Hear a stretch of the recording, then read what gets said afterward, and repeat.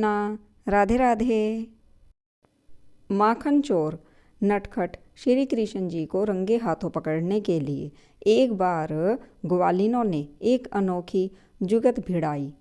उन्होंने माखन की मटकी के साथ एक घंटी बांध दी कि जैसे ही बाल कृष्ण माखन मटकी को हाथ लगाएंगे तो घंटी बज जाएगी और मैं उन्हें रंगे हाथों पकड़ लूँगी। बाल श्री कृष्ण जी दबे पांव से अपने सखाओं के साथ माखन चोरी करने के लिए घर में घुसे। श्री दामा की नज़र उस घंटी पर पड़ गई और उस घंटी की खबर श्री दामा ने श्री कृष्ण जी को संकेत में दे दी।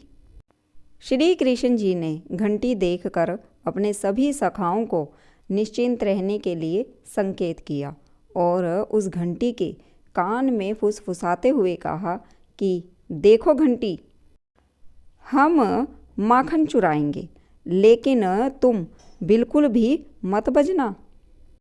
घंटी ने श्री कृष्ण जी से कहा, जैसी आज्ञा प्रभु, नहीं बजूंगी। बाल श्री कृष्ण जी ने खूब माखन चुराया और अपने सखाओं को खिलाया, लेकिन घंटी नहीं बजी। अब बाल श्री कृष्ण जी ने माखन चुरा कर बंदरों को भी खूब माखन खिलाया, लेकिन घंटी अभी भी नहीं बजी। जब श्री कृष्ण जी ने सभी सखाओं को, बंदरों को, सभी को जी भर कर माखन खिला दिया तो अंत में श्री कृष्ण जी ने ज्यों ही माखन से हाथ भरा और अपने मुंह को लगाया तो घंटी तुरंत बज उठी। घंटी की आवाज़ सुनकर ग्वालिन दौड़ी दौड़ी आई। ग्वालिन को आता देखकर बाल ग्वालों में भगदड़ मच गई और सभी बाल ग्वाले भाग गए। बस श्री कृष्ण जी आए ग्वालिन की पकड़ाई में। बाल कृष्ण जी गोपी से बोले, तनिक ठहर गोपी, तूने जो सजा देनी है वो तू दे दीजियो, पर उससे पहले मैं तनिक जरा इस घंटी से निपट लूँ। पहले अब तू बता घंटी कि क्यों री घंटी, तू बजी क्यों? मैंने मना किया था ना कि बजना नहीं है। घंटी भगवान श्री कृष्ण जी से क्षमा मांगते हुए बोली कि हे प्रभु, आपने अपने सखाओं को माखन खिलाया, मैं नहीं बजी। फिर आपने बंदरों को भी माखन खिलाया, मैं फिर भी नहीं बजी। लेकिन हे प्रभु, जैसे ही आपने अपने दोनों हाथों से माखन अपने मुंह पर लगाया, अपने अधरों पर लगाया, तो मुझे बजना पड़ा और फिर मैं बज गई। क्योंकि हे प्रभु, जैसे ही आपने माखन खाया फिर तो मुझे बजना ही था और मैं बज गई, क्योंकि प्रभु मुझे आदत पड़ गई है। हे प्रभु, मंदिर में जब पुजारी भगवान को भोग लगाते हैं तब मंदिर में घंटियां बजाते हैं, इसीलिए हे प्रभु मैं तो आदतन बज गई और इसीलिए बज उठी। प्रभु मुझे क्षमा कीजिए, मैं तो आदतन बजी हूँ और इसीलिए बज उठी थी। इस तरह से घंटी ने भगवान श्री कृष्ण जी से क्षमा मांगकर प्रभु की दी हुई आज्ञा का जो उल्लंघन किया था उससे मुक्ति पा ली और अपने आप को भगवान श्री हरि विष्णु की कृपा के योग्य बना।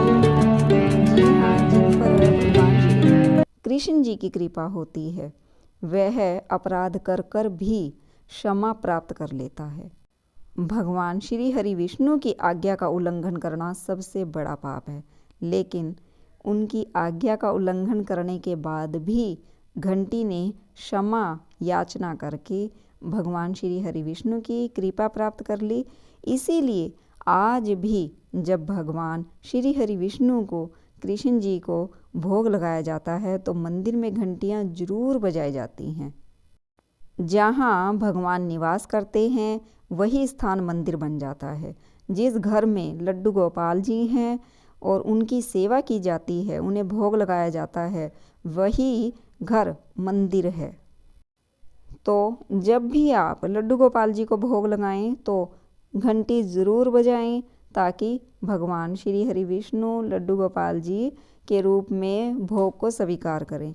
और अगर आपके पास घंटी नहीं है बजाने के लिए तो आप हाथ से ताली ज़रूर बजाएं, जिससे कि लड्डू गोपाल जी भोग को स्वीकार करें। श्री कृष्ण जी अपने भक्तों पर कभी भी नाराज़ नहीं होते, फिर चाहे उन्होंने कितना ही बड़ा अपराध क्यों ना किया हो, वो फिर भी उन्हें क्षमा कर देते हैं। जिस तरह से घंटी ने प्रभु की आज्ञा का उल्लंघन किया, प्रभु की आज्ञा का पालन नहीं किया और प्रभु की आज्ञा देने पर भी घंटी बज उठी, लेकिन भगवान श्री कृष्ण जी ने उन्हें कहा जरूर, अरे घंटी तुम क्यों बज उठी? लेकिन जब घंटी ने अपना बजने का कारण बताया तो भगवान श्री कृष्ण जी भी मंद मंद मुस्कुराने लगे और घंटी को यह आशीर्वाद दिया कि हे घंटी, अब जब भी मैं भोग लगाऊंगा तो तुम जरूर बज उठना और हमेशा मेरे भोग के समय मेरी कृपा पात्र की भागी बनना। और तभी से जब भी श्री कृष्ण जी को भोग लगाया जाता है, उन्हें माखन मिश्री का भोग लगाया जाता है, तो घंटी बज उठती है। जी हाँ, क्योंकि घंटी आदतन बज उठती है और जब घंटी बज उठती है तो इसका अर्थ है कि भगवान ने भोग स्वीकार कर लिया है। जय श्री कृष्णा, राधे राधे। आपको भगवान श्री कृष्ण जी की यह लीला कैसी लगी तो ज़रूर बताइए, और अगर आपको मेरी वीडियो अच्छी लगी है तो लाइक कर दीजिए, शेयर कर दीजिए और सब्सक्राइब करवा दीजिए और कर लीजिए।